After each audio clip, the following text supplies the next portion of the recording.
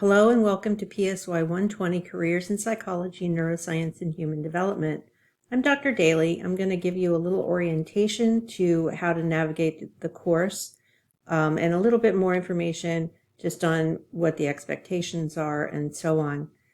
As I'm recording this video, I will show you the version of the D2L page as it exists right now. It may change slightly in little details, but it should look pretty much the way it's going to look when you start your work this semester in this class.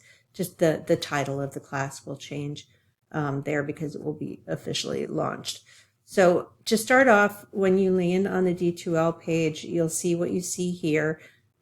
My basic information is presented for you, my phone number, my email address. I'll be honest, email is the best way to get a hold of me. You can also make in-person or online appointments to meet with me through my bookings page. Bookings is an app through Office 365 that basically allows you to put yourself onto my calendar during open times that I have.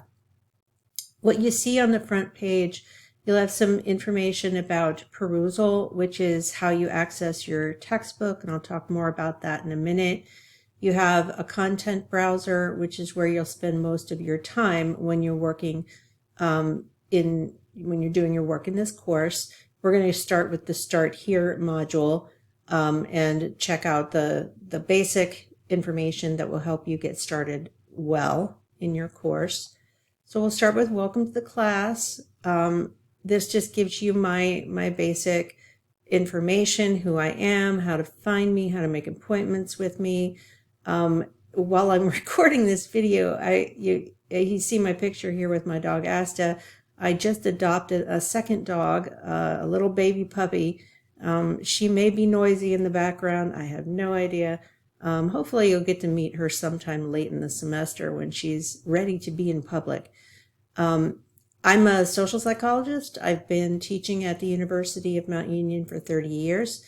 And I really enjoy teaching this class because what I find is that students ask the best questions, things that I have to go out and research and find answers to. So I learn a great deal from students as I do this work, exploring career options that students have in our fields. So the next thing you're going to want to go to after the welcome is the orientation. And this will look a little weird because I'm recording the orientation video right now and it'll go in this spot. We can go over the information though on how the course is set up. As you know, this is an all online course. It is asynchronous, meaning there are no required meeting times where you have to show up in a specific location, either virtually or in person. The course lasts for 7 weeks, and that should be represented in self-service. The calendar, Mount Union's calendar has the short sessions, the 2 credit hour sessions as 8 weeks. Our course designer, who we work with when we create online courses, the standard is 7 weeks, so that's why the course has been set up in that way. And that'll be very clearly laid out in the syllabus. The next thing you should look at is the expectations and objectives for the course. You're familiar with the course description, I would assume, since you signed up for this class. Our goals here are to get you acquainted with the range of career options that you have, both at the bachelor's and the graduate level. With your degree in psychology, neuroscience, or human development, you'll be digging into, what are some of your interests, what are some of your skills and abilities, and how can those help you to achieve the goals that you have career-wise. The objectives of the course are spelled out here. We want you to get an understanding and awareness of the real broad range of career choices that are out in front of you.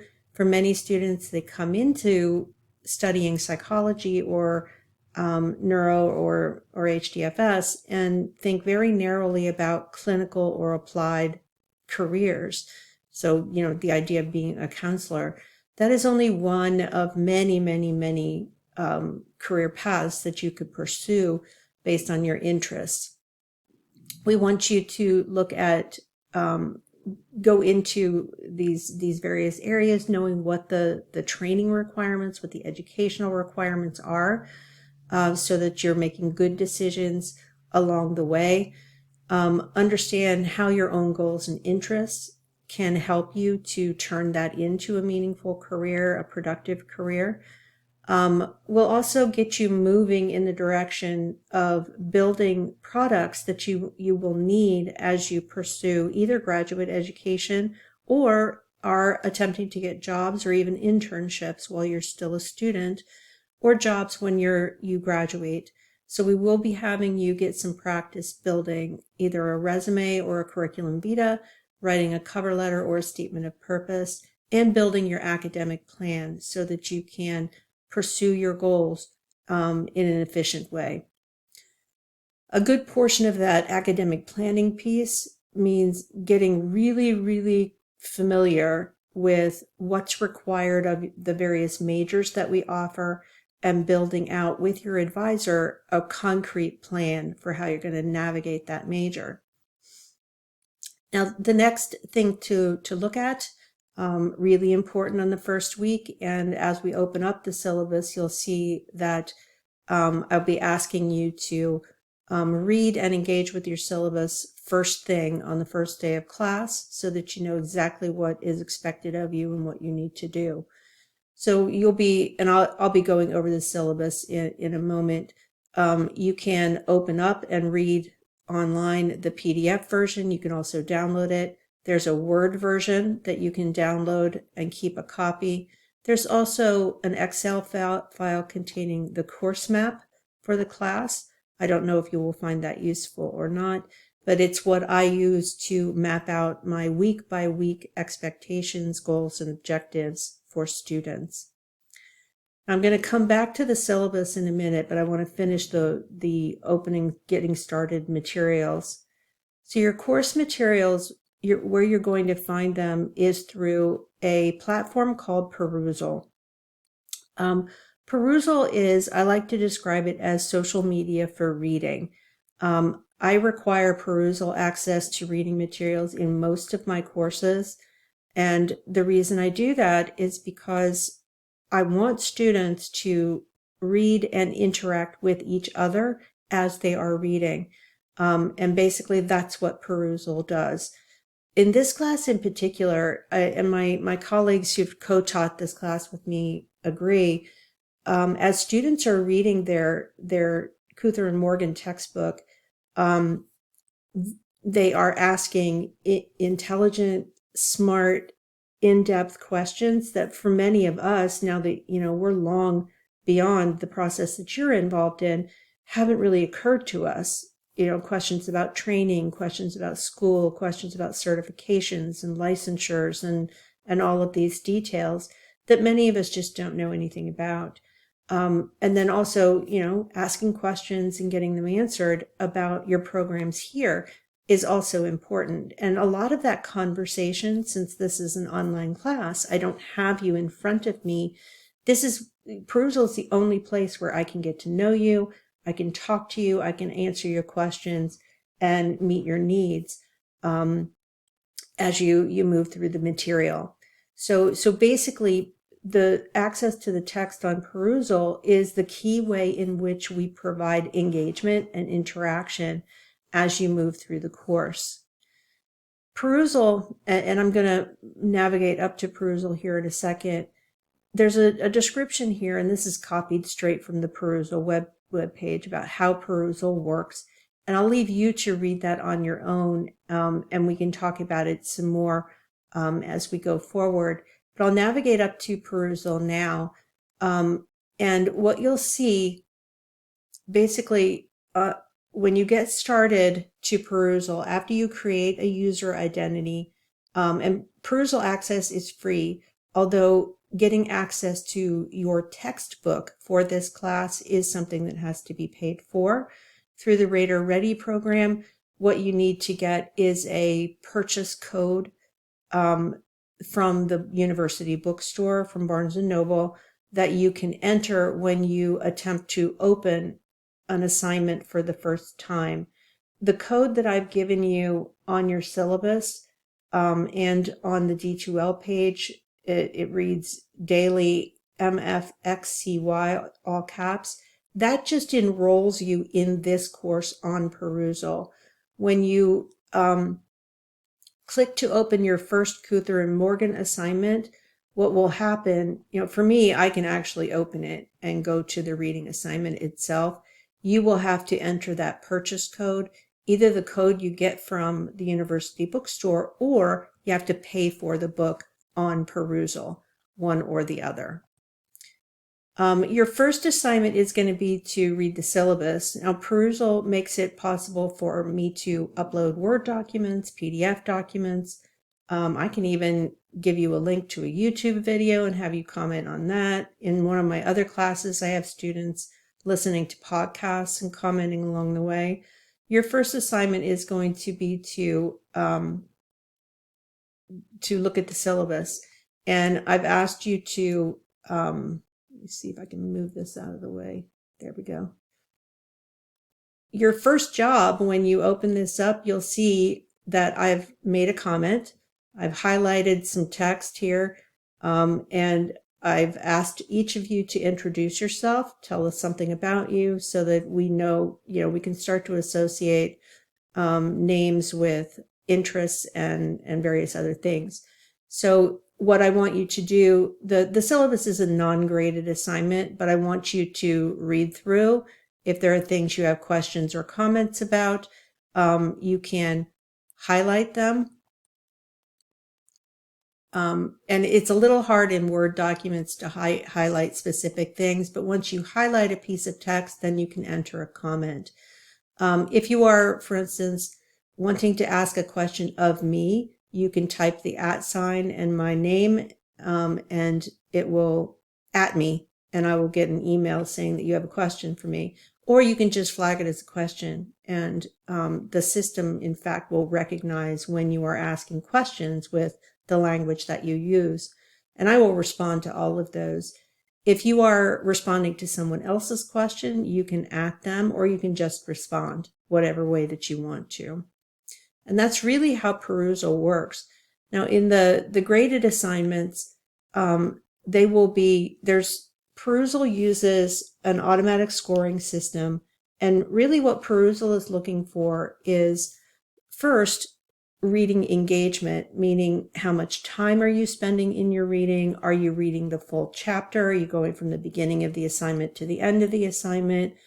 How long are you engaged in the assignment? But also your comments, questions, and interactions are assessed by the Perusal system.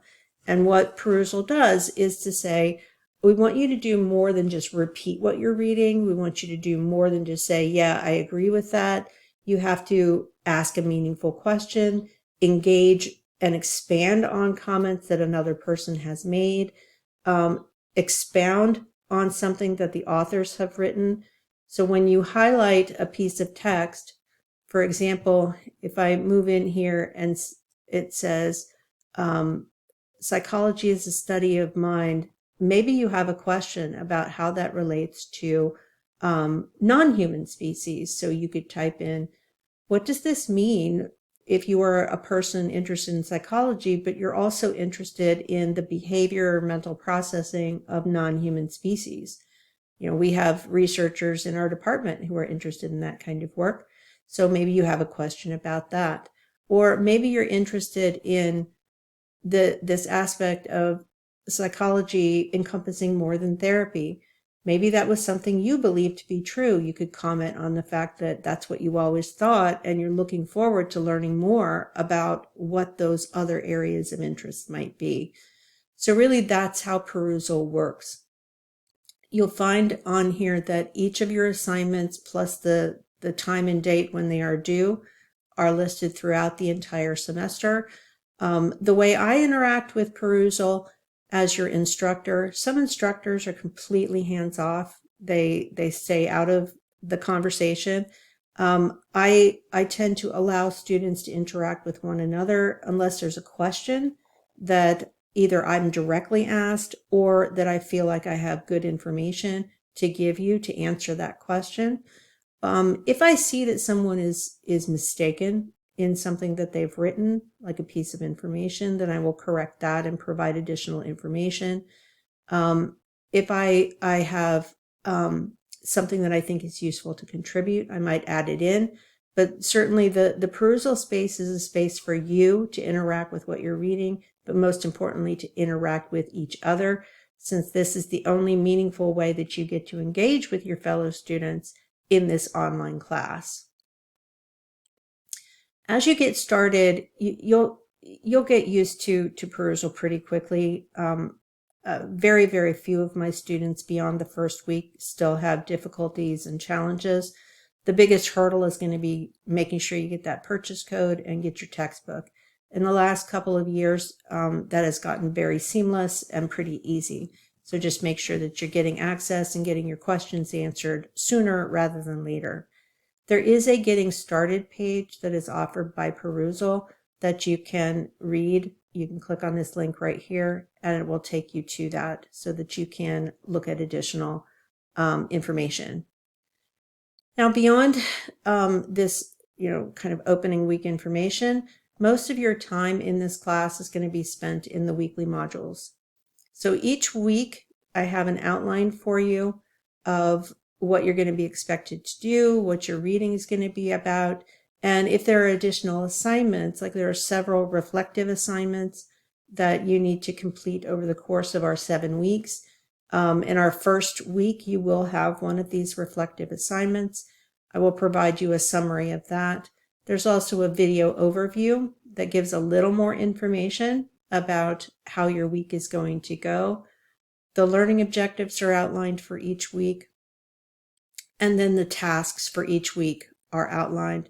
These purple task bars, you click on them and it opens up the additional information for each task you're going to be expected to do through the week. So for week 1, what you'll see is I want you to read the syllabus, introduce yourselves. I also want you to read chapters 1 and 2. I also provide you the PowerPoints for my video lectures, which are down here. Then I want you to complete your reflective assignment. So these assignments are outlined, and I also provide a video description of each of the reflective assignments for you. So hopefully with this overview, that will help you kind of better understand exactly what's going to be on the D2L page. Of course, if you have any questions or concerns, please feel free to email me and let me know. Now, before I wrap up this orientation video, let me just hit some of the highlights on the syllabus for you.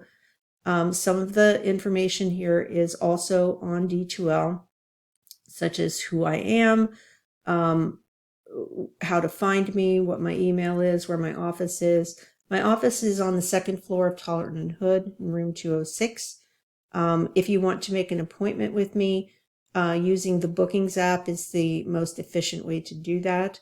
We are undergoing at Mount Union a change in the phone system, so I'm not exactly sure what's going to happen with that phone number. So the best way to get a hold of me is by email. The best way to make an appointment with me is through bookings. Now, I've already gone over kind of the course description and the course purpose. I want to remind you this is a course designed for and limited to students majoring in programs in psychology, neuroscience, and human development. That means if you are a psych minor, you are not to take this course. It will not count towards your minor. It is specifically designed for majors in our programs. Now, occasionally we will give permission to students who might be interested, but we don't permit students outside of our programs to just take this class because it's 2 hours. It is restricted to just people who have active majors in psychology, neuroscience, and human development. So if you are not currently a major in one of our programs, you need to speak to me as soon as possible.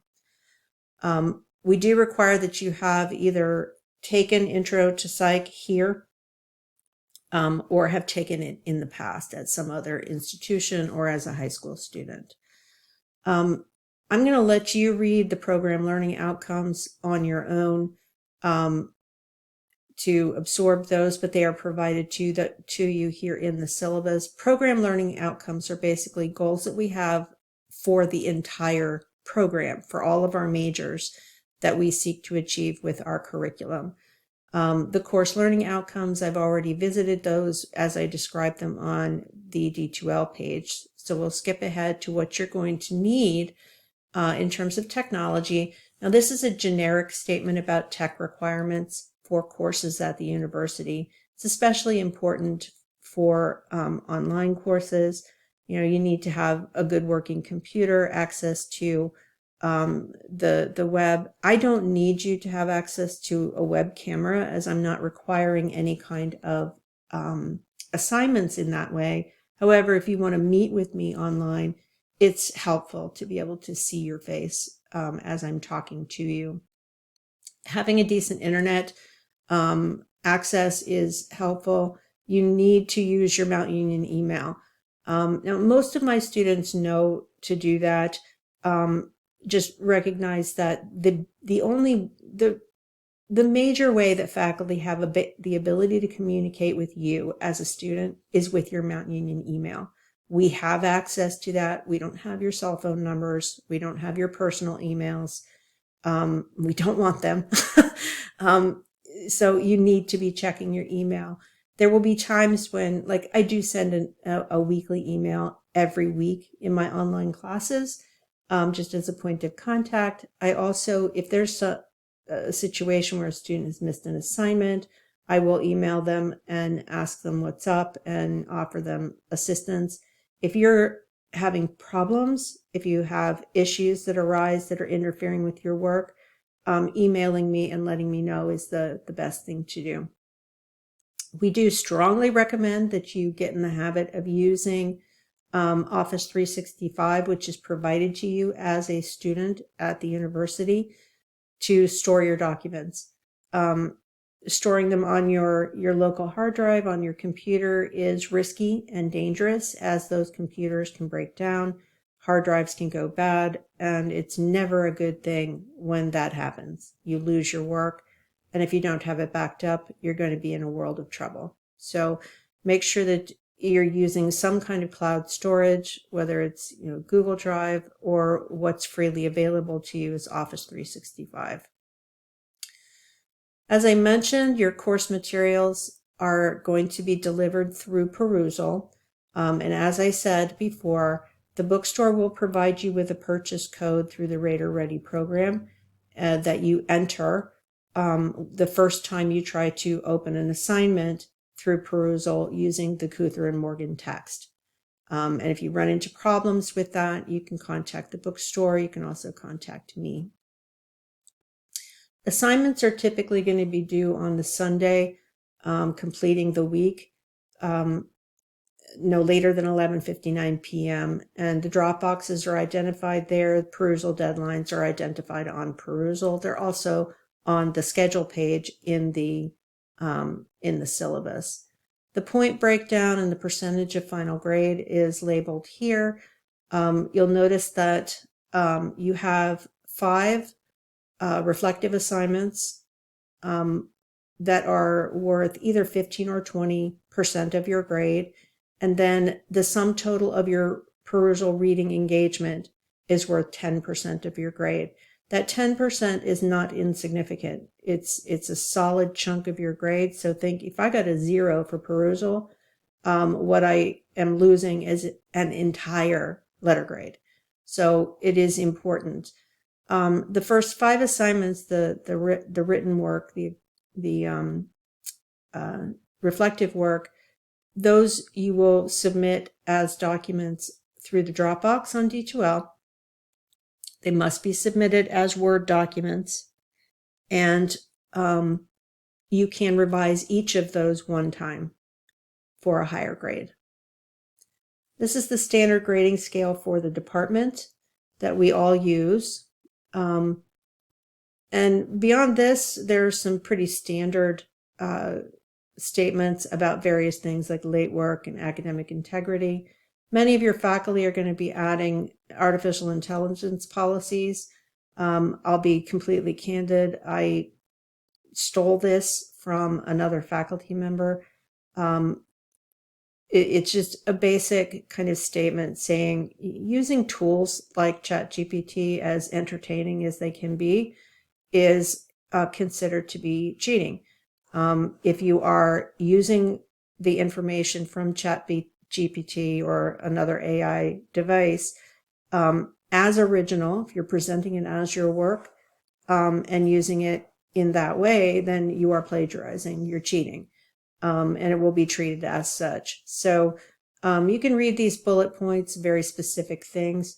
I find ChatGPT and other kinds of AI tools to be entertaining because it's interesting to find where the holes are. You know, sometimes basic information is dead accurate. One of the difficulties with these AI systems is they don't tell you where they found their information. So ChatGPT, let's say I ask it to look up the diagnostic criteria for depressive illness. They'll give it to me. They won't tell me where they found it. So you might have the information, but you won't have any source to attribute it to. So it's really not useful to you in an academic context. Please recognize that your faculty are struggling to be able to keep up with AI. It may seem like a nice shortcut for you to get around needing to produce original work, but at the end of the day, it's really not worth it. All right.